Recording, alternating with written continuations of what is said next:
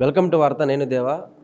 తెలంగాణలో గ్రామ పంచాయతీ ఎన్నికల్లో గెలిచిన అభ్యర్థులైతే మాత్రం ఓడిపోయిన బీఆర్ఎస్ అభ్యర్థులపై అయితే మాత్రం దాడి చేస్తున్నారు. తాజాగా కామారెడ్డి జిల్లా సోమర్పేటలో ట్రాక్టర్తో బీఆర్ఎస్ అభ్యర్థిపై దాడి చేసిన ఘటన అయితే మాత్రం కలకలం రేపింది. ప్రస్తుతం ఇదే విషయంపై మనతో పాటు మాట్లాడడానికి బీఆర్ఎస్ ఎమ్మెల్సీ తక్కెలపల్లి రవీంద్ర గారు ఉన్నారు. చెప్పండి సార్, గెలిచిన అభ్యర్థి ఓడిన అభ్యర్థిపై ట్రాక్టర్పై దాడి చేయడం అనేది ఎంతవరకు కరెక్ట్ అంటారు? ఇది చాలా చోట్ల జరుగుతున్నది. రాష్ట్ర వ్యాప్తంగా వస్తున్న ఫలితాలు నిజంగా ఈ అధికార పార్టీకి అసహనాన్ని కలిగిస్తుంది. తర్వాత ఎంత అహంకారపూరితమైన ఆ మాటలు మాట్లాడుతున్నారు గ్రౌండ్లో, గ్రామాల్లో కాంగ్రెస్ నేతలు అంటే, ఏమిరా ఇంకా మాకు 3 ఏళ్ళ అధికారం ఉంది, నిలబడతారా, రేపు మీ సంగతి ఎంత చేస్తాం, ఓడినా గెలిచినా మీది పగులుతురా అని స్వయంగా ప్రత్యక్షంగా చాలా గ్రామాలలో కాంగ్రెస్ నేతలు మాట్లాడుతున్నారు. వాళ్ళకి ఆ ధైర్యం ఎట్లొచ్చింది? వాస్తవంగా ఈ వాతావరణం గతంలో ఎప్పుడు కూడా లేదు. ఇప్పుడు తెలంగాణలో ఎందుకు వచ్చింది అంటే, ముఖ్యమంత్రి ఈ రాష్ట్రాన్ని ఏలే నేత మాట్లాడుతున్న భాషని ఇవాళ వారి పార్టీ ఆదర్శంగా తీసుకుంటారు. అంటాడు కదా ఆయన, గోళీలు ఆడతా, పేగులు మెడలు వేసుకుంటా, తొండలు లాగుల వదులుతా, ఈ రకమైన భాష ఏదైతే ఉందో ఇది ఒక ఫ్రాక్షన్ నేచర్ని ఇలా వాళ్ళ పార్టీలో కల్పిస్తాడు. ఈయనను ఆదర్శంగా తీసుకునే ఇవాళ తెలంగాణలో కాంగ్రెస్ నేతలు గెలిచినా ఓడినా ఈ రకమైన దాడులు చేస్తున్నారు. ఏ దాడులు చేసినా ప్రజల్లో తిరుగుబాటు అనేది మొదలైంది. ఎన్నికల ఫలితాలు చూస్తున్నాం. ఎంత బ్రహ్మాండంగా మేము పార్టీ పరంగా లైన్ తీసుకోకున్నా ఎక్కడి వాళ్ళక్కడ స్వచ్ఛందంగా ఎట్లా పోటీ చేసి గెలుస్తున్నారు, ఏ రకంగా గ్రౌండ్లో రియాక్షన్స్ ఉన్నాయనేది ఈ ఫలితాలే నిదర్శనం. రాబోయే రోజుల్లో పార్టీ గుర్తులతో జరిగే ఎన్నికల్లో ఇంకా మరిన్ని పరిణామాలు కూడా మనం చూస్తాం. మెస్సీ సంబంధించి అయితే మాత్రం అటువైపు ఉప్పల స్టేడియంలో చేశారు. అంటే ఆ దాదాపు ఫోటోకి 10 లక్షలు, షేక్ హ్యాండ్ ₹1,00,00,000 అన్న సీఎం రేవంత్ రెడ్డి అయితే మాత్రం స్వయంగా తన మనవడితో, తన కుటుంబ సభ్యులతో కూడా ఆ మెస్సీతో గ్రౌండ్లో తిరిగిన పరిస్థితి ఎట్లా చూడొచ్చు అంటారు? అంటే ప్రజలకు ఒక న్యాయం, తన కుటుంబానికి ఒక న్యాయంలా చూడొచ్చు అంటారు. ఇప్పుడు అదే మనం కార్ రేసింగ్ పెట్టాం. యావత్ హైదరాబాదు సెంట్రీగా హైదరాబాద్కు పాపులారిటీ తీసుకురావడం కోసం మనం హెచ్ఎండిఏ ద్వారా 54 కోట్లు పెట్టి మనం ఆ కార్యక్రమం చేశాం. దాన్ని తప్పు పట్టారు. ఇలా మెస్సీ ఎవరి కోసం వచ్చిండు అంటున్నారు? రేవంత్ రెడ్డి కోసం వచ్చిండు, రేవంత్ రెడ్డి మనవడి కోసం వచ్చిండు అనేది వస్తున్నది.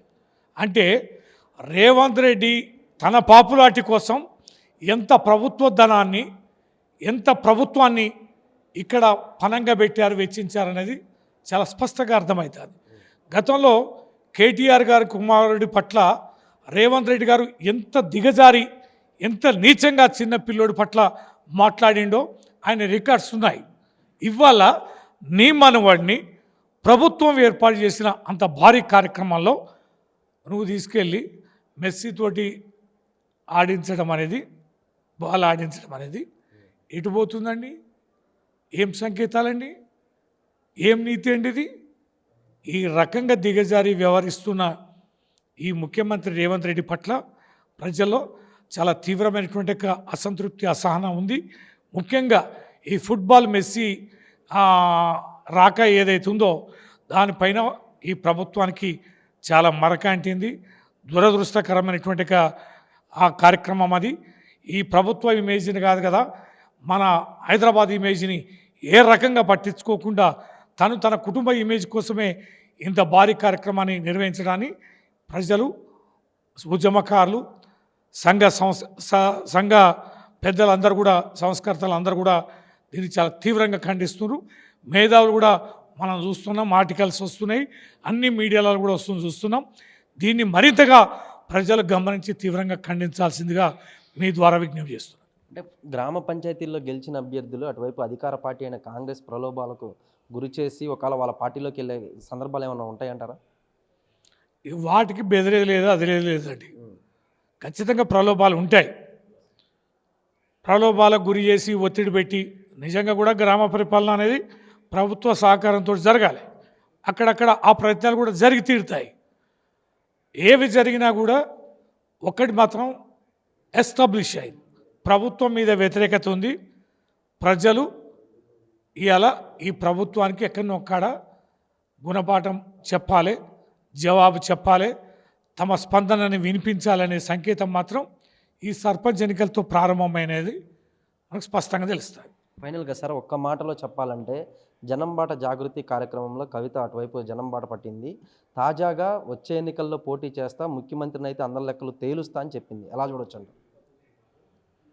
ముఖ్యమంత్రి అయినాక సంగతి తెలుస్తా అంటేనే ఆమె చేవలేని చేతగాంతనం ఏందనేది అర్థమైపోయింది. ఒక మహిళగా ఏ రకంగా ఆమె వ్యవహరిస్తుంది, మేము ఎంత సమయం పాటిస్తున్నాం అనేది మీరందరూ కూడా చూస్తారు, ప్రజలు కూడా గమనిస్తున్నారు. ఇంత విచలవిడిగా తను ఎదిగిన పార్టీలో తన తండ్రి అధ్యక్షుడు ఉన్న పార్టీని, తన అధ్యక్షుడు ఉన్న తన తండ్రి పట్ల వ్యవహరిస్తున్న తీరుని, ప్రజల పట్ల ఆమెకు ఏ పార్టీ ఆసక్తి ఉందనేది చాలా స్పష్టంగా అర్థమవుతుంది. కాబట్టి ఆమె వైఫల్యం, ఆమె ఎజెండానే ఒక వికృతం, దాన్ని ప్రజలు గమనిస్తున్నారు. కనుకనే ఈ రకమైన ఊహాజనితమైన ఆ రకమైన డాగులు వేస్తుంది. ఆమె చాలా డాగులు వేస్తుందండి. కాళ్ళు ఎరగొడతా అంటుంది, పుచ్చలు వేసిపోద్దని అంటుంది, ఖబర్దార్ అంటుంది. ముఖ్యమంత్రి అయినాక సంగతి ఇప్పుడే వణికిపోయి మరి ఆమె దగ్గర పోయి సరెండర్ కమ్మంటారా ఏంది? రేపు ముఖ్యమంత్రి అయితే జైల్లో పెడుతుందేమో. అన్ని పనికి మళ్ళీ వచ్చేట్టు చాలా అవమానకరంగా ఉంది. ఆమె ఇప్పటికైనా అని మందు పెట్టుకొని ఇంట్లో ఉంటే ఆరోగ్యకరం, మంచిది. చూశారు కదా, మొత్తం మీద కనుక మనం చూసుకున్నట్లయితే బీఆర్ఎస్ పార్టీ గ్రామ పంచాయతీ అభ్యర్థులు అయితే మాత్రం గెలిచిన వారికి కూడా, అంటే గెలిచిన వాళ్ళు ఎటువంటి ప్రలోభాలకు గురి కాకుండా కూడా ఈ కాంగ్రెస్ పార్టీలోకి వెళ్ళరని అయితే మాత్రం ఎమ్మెల్సీ తెక్కలపల్లి రవీందర్ చెప్పుకొచ్చారు. కానీ మన కార్తీక్తో దేవా వార్త, హైదరాబాద్.